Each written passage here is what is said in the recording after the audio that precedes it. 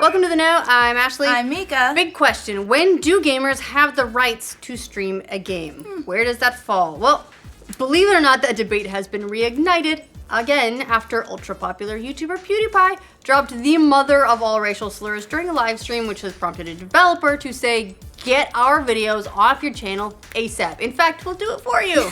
So that's left some gamers wondering, can they even do that? Well, it's a case of developer cracking down on a streamer and further proof that streamers basically exist because devs allow them to. There's probably a lot of people that are gonna get very upset right at that statement, but stay with us. We will explain it all. We'll get into that. And if they don't want to be associated with you because of the things that you say or the things that you do, like this newest PewDiePie incident, your world can quickly come crashing down and no more streams. So here's the background. Over the weekend, a clip circulated online of PewDiePie live streaming PlayerUnknown's Battlegrounds. What a fucking Jeez, oh my god, what the fuck?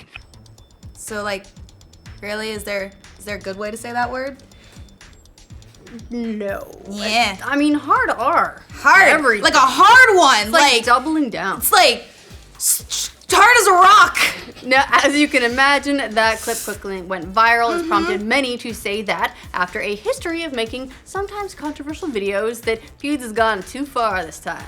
It definitely was the last straw for the studio behind Firewatch. Developer Sean Vanneman announced yesterday that his studio, Campo Santo, will be filing a takedown against PewDiePie's footage featuring Firewatch and any future releases. Yeah, in a series of tweets, Vanneman said, "I am sick of this child getting more and more chances to make money off of what we make," adding, "He's worse than a closeted racist. He's a propagator of despicable garbage that does real damage to the culture around this industry. I'd urge other developers and will be reaching out to folks much larger than us to cut him off from the content that has made him a millionaire." Damn. Tell us how you really feel, Vanneman. While PewDiePie wasn't playing Firewatch at the time, he is apparently a fan of the game and has done a video in the game before, which did 5.7 million views. That's a lot of views. That's a lot of views. In one playthrough that he posted last year, he called it a wonderful story-driven game. Now, the video is now missing from his channel, Yikes. so it is entirely possible that Campo Santo's DMCA request has already taken effect, and now that video is gone. It's not an exaggeration to say that playing video games on the internet has made PewDiePie a lot of money. A lot of money. So much of it. He's got more than 57 million subscribers on YouTube, which is more than anybody else. By a wide margin. A huge margin. And just last year, he reportedly made $15 million through his videos. It'll take a long time to count. Yeah, he also once had a deal with Disney through its Maker Studio subsidiary, but we'll talk about that in a second. Yeah, those videos that he's done, sometimes controversial, they have got him in a lot of trouble before.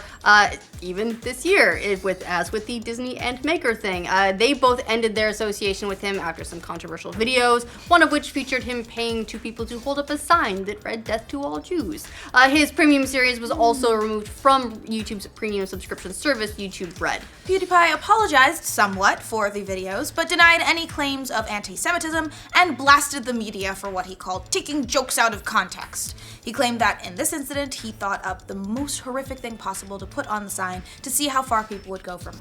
Yeah, well, his fans have accused the media fairly frequently of having an agenda against him as well. After the latest controversy, that's the one this weekend, some were asking why Campo Santo was issuing a takedown against PewDiePie's videos at all when he was playing a different game at the time, which was Battlegrounds. And the Battlegrounds developers haven't really said anything about this at this point. After all, Campo Santo's website explicitly says that people can stream the game and monetize it. In an FAQ in response to the question, "Can I stream this game? Can I make money off those streams?" Campo Santo says, "Yes, we love that people stream and share their experiences in the game. You are free to monetize your videos as well." Right there on the website. Pretty clear. So can Campo Santo rescind that permission?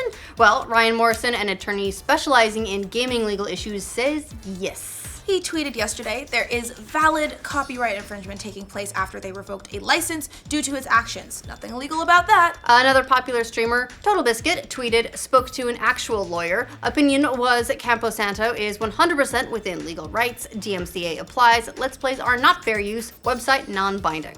YouTuber and copyright lawyer Leonard French has also posted his thoughts, delving a bit more into the license issue that Morrison referred to in his tweet, and feels that Camposanto may be in the wrong here because their website FAQ does extend an express license to use their property without any kind of restrictions to those wishing to post gameplay and monetize it. Which, it's absolutely true. So while the PewDiePie incident didn't involve Firewatch, this is another example of developers having pretty broad power to take down videos that feature their games, and they can do it for pretty much any reason they want, but when they do extend express licenses like Camposanto did, it starts to get a little muddier, as pointed out by French. In the end, though, unless this goes to court, it may not be able to set a precedent either way. Right, until a judge weighs in, we're all kind of guessing and arguing, and the lawyers don't always agree, but what they do agree on, it seems, is that the content is the game developers to allow or disallow in their games, and that Let's Plays and gameplay streams on their own are usually not enough to constitute fair use, though there are exceptions, obviously, once you get into weighing the amount of critique or news or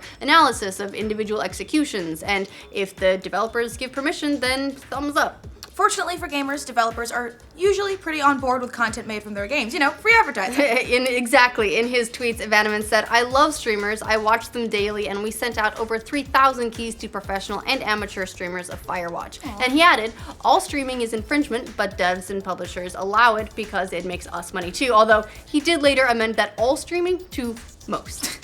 But it could lead to less open license from developers to use their games in the future if they feel need to guard themselves and their IP against the certain behavior of gameplay content creators. Yeah, it's been pretty popular with indie developers recently to express the give blessing to YouTubers and streamers because they feel they benefit via all that free exposure that the content offers their game. But in light of this, we could see a bit of a shift from that, or at least caveats of some kind. Adding a PewDiePie clause or something like that gives the developer clear rights to take down videos they don't want to be associated with. Yeah, at the end of the day, you could draw a very loose comparison, I guess, to what Camposanto's doing to a shoe company, pulling a sponsorship from an athlete if they suddenly become a big PR problem. Right. When NFL running back Adrian Peterson was indicted for child abuse, Nike and others cut their ties to him quick smart. We've also seen companies pull sponsorships from Kobe Bryant, Tiger Woods, Lance Armstrong, just to name a few headliners. That one swimmer who fucked up during the Olympics. Ryan Lochte. There we go. If someone's behavior becomes an issue, companies are usually pretty quick to disassociate themselves. It's just unusual in this case because the developer who now doesn't want to be associated with him is pulling old content rather than future content. Right, it's like a retroactive sponsorship pull, except there was no money exchanging hands.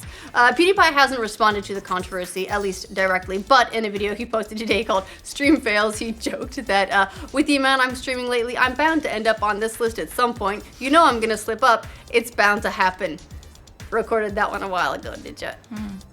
Some people have defended his actions. Games journalist Ian Miles Chung tweeted, "Hey, can people stop freaking out over PewDiePie saying the N-word in a heated gaming moment?" But others, including a lot of comedians, agree that he crossed a big line. Paul F. Tompkins quoted Young's tweet and responded sarcastically, "One time I was playing Capture the Flag in Halo and kept getting shot right as I got into my base, and I denied the Holocaust."